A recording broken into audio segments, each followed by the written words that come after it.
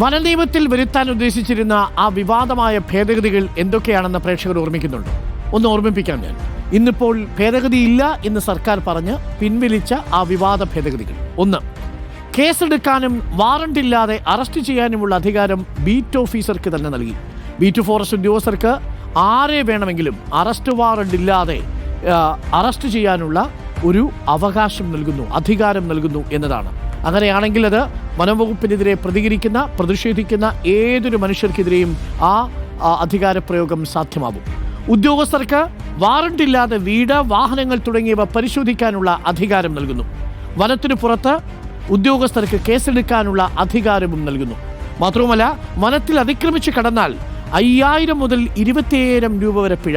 പ്രേക്ഷകർ ഓർമ്മിക്കുന്നുണ്ടാവും, കോതമംഗലത്ത് സ്വന്തം പശുവിനെ തിരക്കിപ്പോയ വനിതകളടക്കമുള്ളവർ ഒരുപക്ഷെ ഭാവിയിൽ ചുമത്തപ്പെടേണ്ടത് ഇത്തരത്തിലുള്ള വലിയ പിഴയായിരിക്കും, അവരുടെ മേൽ ചുമത്തപ്പെടുന്നത്. ഇനി വനമേഖലയിലുള്ള പുഴയിലെ മീൻ പിടിക്കുന്നത് കുറ്റകരമാക്കുന്നു ഈ വിവാദ ഭേദഗതി.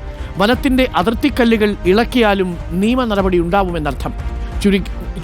അതായത് വനവും വനമേഖലയുമായി ബന്ധപ്പെട്ട് നിൽക്കുന്ന ജനവാസ മേഖലകളിൽ താമസിക്കുന്ന മനുഷ്യരെ ഏത് നിമിഷവും അവർ അറിഞ്ഞോ അറിയാതെയോ നിയമക്കുടുക്കിലേക്ക് പോകാൻ സാധ്യതയുള്ള വനനിയമ ഭേദഗതികളാണ് നിർദ്ദേശിക്കപ്പെട്ടിരുന്നത്.